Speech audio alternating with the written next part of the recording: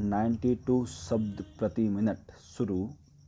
पिछले कुछ दिनों से पर्यटन क्षेत्र से जुड़ी योजनाएं बनाने वालों का ध्यान कुछ खास बातों की ओर आकर्षित करने का विचार मन में था। दरअसल पर्यटन किसी कार्यक्रम में जुटे चंद स्थानीय लोगों की तालियां बटोरने, वाहवाही सुनने के लिए नहीं है।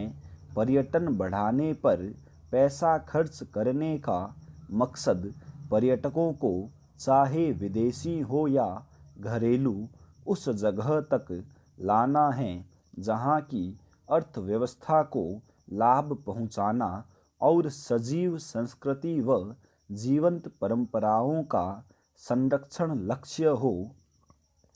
वर्तमान में भारतवर्ष में कई मेले या उत्सव प्रचारित किए जा रहे हैं, जिनमें से कुछ परंपरागत हैं तो कुछ पर्यटन के लिए रचे गए हैं।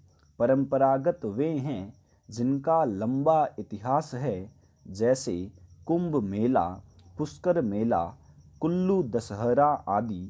रचित मेले कुछ इस तरह है: जैसलमेर डेजर्ट फेस्टिवल या मरु मेला, खजुराहो शास्त्रीय नृत्य उत्सव, सूरजकुंड हस्तशिल्प मेला आदि।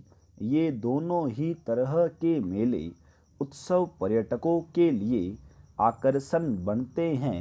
संस्कृति से जुड़ने की उनकी चाहत के कारण और आयोजन तय तिथियों पर होने के कारण अचानक किसी एक भव्य कार्यक्रम का आयोजन, वह भी पर्यटन जगत में प्रचार के बिना, उन पर्यटकों को भी खींच लाने में कामयाब नहीं होता जो उस स्थान पर मौजूद होते हैं।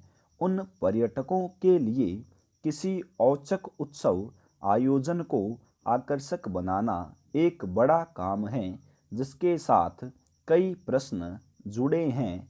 कब, कहाँ, कैसे, क्या, कितना, किसके लिए आदि। इन प्रश्नों के बारे में विचार नहीं किया गया है तो पर्यटक तो आएंगे ही नहीं, पैसा व्यर्थ होगा सो अलग।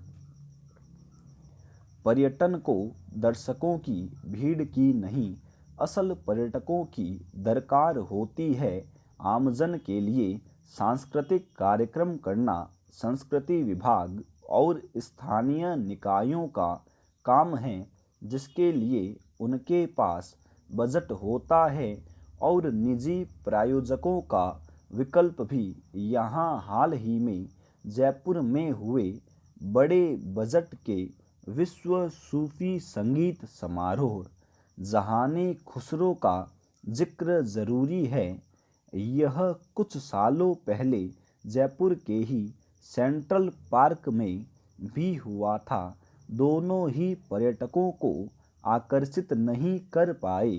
पहले वाला तो फिर भी विश्व सूफी उत्सव कहा जा सकता है, क्योंकि उसमें कई अंतर्राष्ट्रीय कलाकार शामिल हुए थे, पर इस बार तो वे भी नहीं थे। मैंने इसे सबसे पहले दिल्ली में देखा था, तब यह सही मायने में विश्व स्तरीय सूफी उत्सव था, क्योंकि वहाँ विदेशी कलाकार भी थे और विदेशी दर्शक भी। गौरतलब है कि एक सूफी उत्सव पिछले कुछ सालों से नागौर में भी हो रहा है।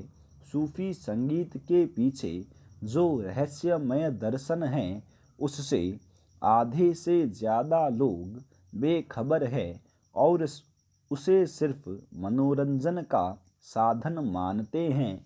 आखिर कितने लोग जानते हैं इश्क ए मजाजी और इश्क ए हकीकी के बारे में? सूफी दर्शन भक्ति काल की एक परंपरा और प्रेम और अनुराग से परमेश्वर को पाने का एक मार्ग है। पर सूफी शब्द अब ऐसा फैशन बन गया है कि एक सूफी लेखक ने मेरे प्रश्न के जवाब में कहा था, अब तो सूफी बिरयानी भी चल पड़ी है। एक प्रश्न है कि यदि पर्यटन के लिए सूफी संगीत की लोकप्रियता का लाभ लेना है तो अजमेर क्यों नहीं। अजमेर में अब भी गिने चुने पर्यटक ही ठहरते हैं। इसके अलावा आज जो मेले और उत्सव पर्यटन और पर्यटकों को बढ़ा रहे हैं उनके लिए अक्सर न ही बजट होता है और न समय से तैयारी।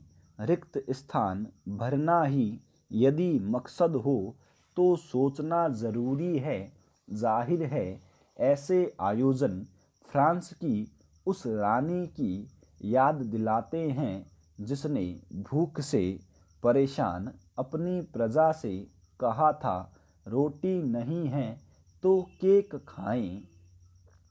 किसी नए उत्सव की परिकल्पना उसकी सुंदर प्रस्तुति के साथ साथ प्रचार के लिए समय की भी ज़रूरत होती है। हथेली पर सरसों नहीं उगाई जा सकती।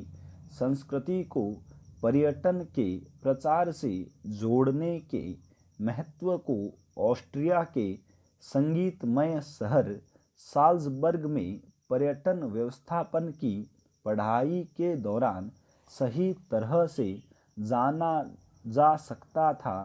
उनके विश्वविख्यात संगीत उत्सव के टिकट साल भर पहले से बिक जाते हैं तो होटलों में जगह नहीं मिलती और उत्सव के समय सड़कों पर इन कार्यक्रमों को देखने आने वालों की लंबी कतारें हम जैसों के लिए आकर्षण बन जाती है।